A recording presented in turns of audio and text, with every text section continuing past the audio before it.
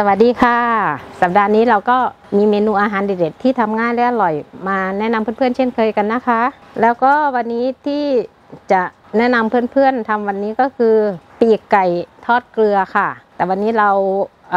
เอาเป็นปีกกลางไก่นะคะเดี๋ยวเรามาเริ่มทำกันเลยนะคะว่าเมนูที่ทอดและทำง่ายมีอะไรมั่งมาดูกันเลยค่ะ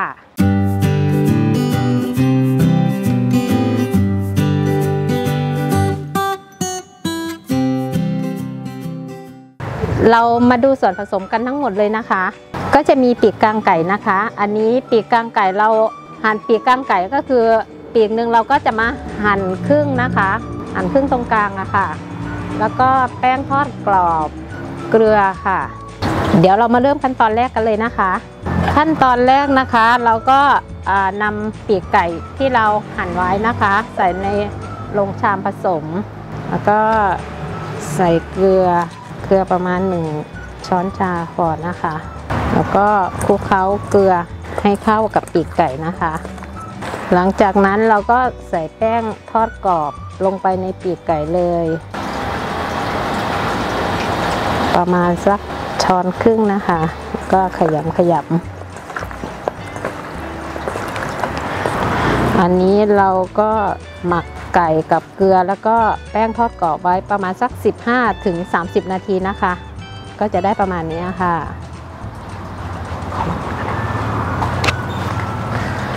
ตอนนี้เราก็หมักได้ประมาณ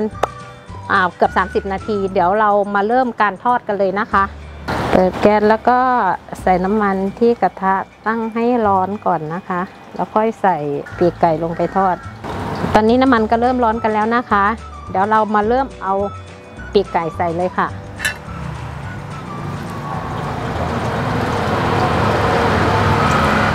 ใช้น้ำมันร้อนปานกลางนะคะเราอย่าใช้แรงมาก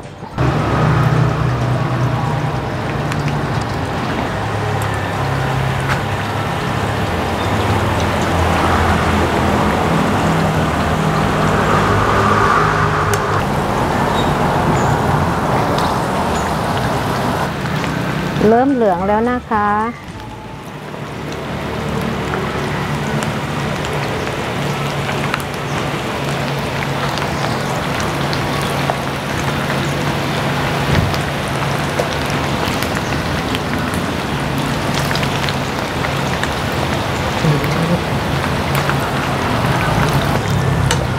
มันต้องเหลืองๆกรอบๆไม่งั้นเวลากินแล้วมันจะไม่ฟิน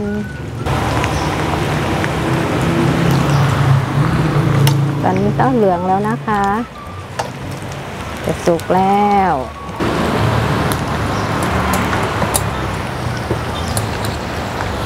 มันก็สุกแล้วเราก็ตักขึ้นให้มันเสด็จน้ำมันเลยนะคะ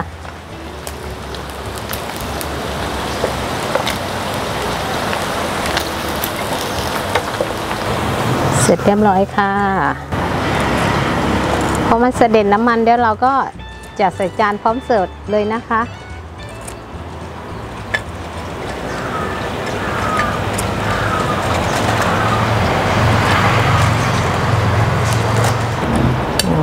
ทานกับข้าวเหนียวร้อนๆกับน้ำจิ้มแจ่วหรือน้ำจิ้มไก่ก็อร่อยนะคะยิ่งถ้าได้ส้มตำด้วยโอ้โหแซ่บเลยเสร็จแล้วค่ะเสิร์ฟพร้อมน้ำจิ้มแจ่วนะคะ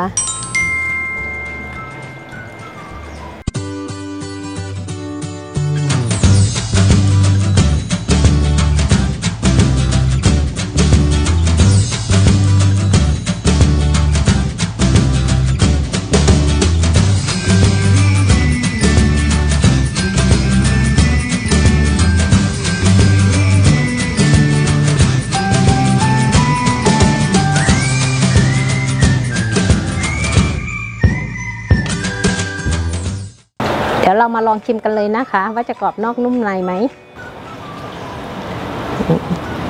ใช้มือเนี่ยเนาะ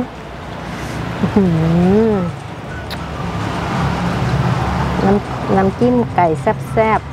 ๆข้าวเหนียวร้อนๆมาโอ้โห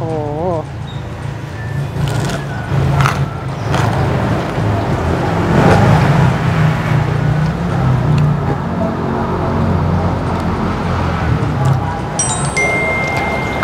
ร่อยฟินมากค่ะก็เพื่อนๆก็ลองทำทานดูในวันหยุดกันนะคะทานกับส้มตำหรือข้าวเหนียวร้อนๆนะคะก็หากเพื่อนๆชอบเมนูนี้นะคะก็ฝากกดไลค์กดแชร์แล้วก็กด Subscribe เพื่อเป็นกำลังใจให้พวกเราได้ทำคลิปใหม่ๆมาให้เพื่อนๆได้ชมกันอีกด้วยนะคะแล้วก็อย่าลืมกดกระดิ่งด้วยนะคะเดี๋ยวจะพลาดโอกาสที่พวกเราทำเมนูใหม่ๆมาให้เพื่อนๆได้ชมกันค่ะขอบคุณมากนะคะสวัสดีค่ะบ๊ายบาย